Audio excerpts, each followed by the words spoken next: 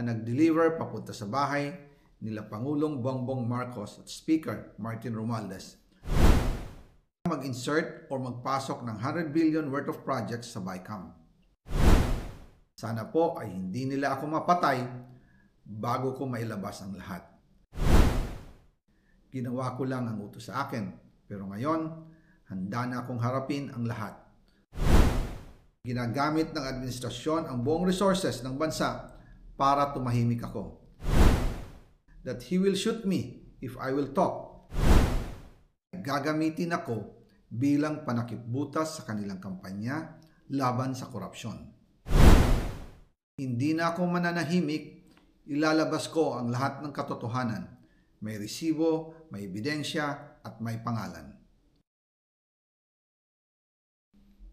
Para sa bawat Pilipino, alam ko na buo ang galit ninyo sa akin ngayon.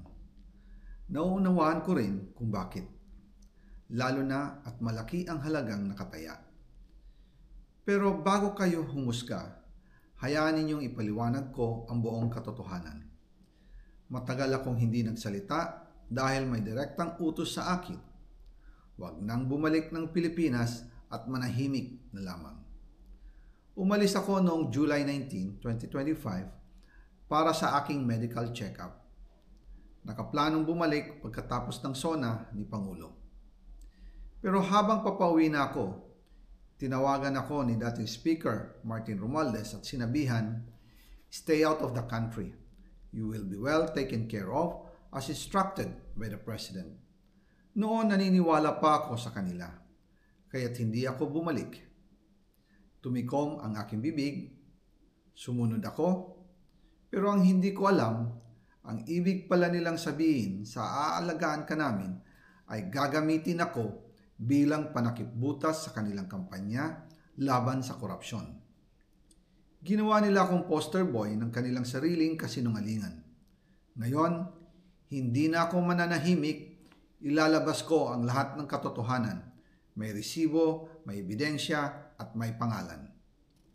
Nagsimula ito nung tumawag si Sekmina Pangandaman sa akin nung nag-umpisa ang BICAM process last year, 2024. Ang sabi niya, katatapos lang ng meeting nila ni Pangulo at may instructions na mag-insert o magpasok ng 100 billion worth of projects sa BICAM. At sinabi pa ni Sekmina, you can confirm with Yusek Adrian Bersamin dahil magkasama sila sa meeting ni Pangulong BBM noong araw na yon. Tinawagan ko po agad si Yusek Adrian Bersamin at tinanong ko kung may instruction nga ba ang Pangulo na magpasok ng 100 billion during their meeting. Ang sabi niya ay totoo nga po. Right after our conversation, tinawagan ko po si dating Speaker Martin Romualdez at nireport ko ang instructions ng Presidente to insert the 100 billion projects. At sinabi niya sa akin, what the President wants, he gets. After ng ilang araw, nag-set po ng meeting si Sekmina Pangandaman at Yusek Adrian Bersamin sa amin ni dating Speaker Martin Romualdez sa Aguado Building in front of Gate 4 ng Malacanang at nandun din po si Yusek Jojo Cadiz. During the meeting, binigay po ni Yusek Adrian Bersamin ang listahan na worth 100 billion.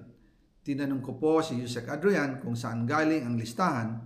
Ang sagot niya, galing kay PBBM mismo at binigay niya ito mula sa brown leather bag. Nung sinabi po ni Yusek Adrian Bersamin, yung brown leather bag, naalala ko noong nasa Singapore kami right after the elections of May 2022 sa Hilton Hotel, kami ni dating Speaker Martin and PBBM habang pauwi at pabalik ng Pilipinas, hinabol ng PSG ang brown leather bag at ang sabi ni PBBM, maiwan na lahat, wag lang ang brown leather bag. Kaya naniwala ako na utos talaga ito ng Pangulo.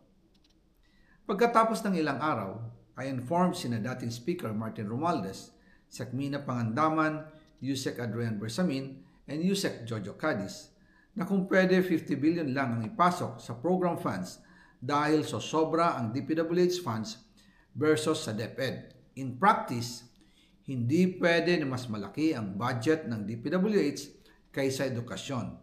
And yung balance na 50 billion, ilagay na lang sa unprogrammed funds for the 2025 budget dahil Office of the President din ang nagre-release ng lahat ng unprogrammed funds. Pagkatapos ng isang araw, tinawagan ako ni Sec Mina at sinabi ang mensahe ng Pangulo. Ipasok ninyo yan dahil pinangako na sa akin ni Speaker Martin yan at hindi na pwedeng baguhin. Kumbaga, ang utos ng hari hindi pwedeng mabali. Again, I informed the Speaker and asked clearance about the instructions ng Pangulo. At ang sabi niya, wala tayong magagawa.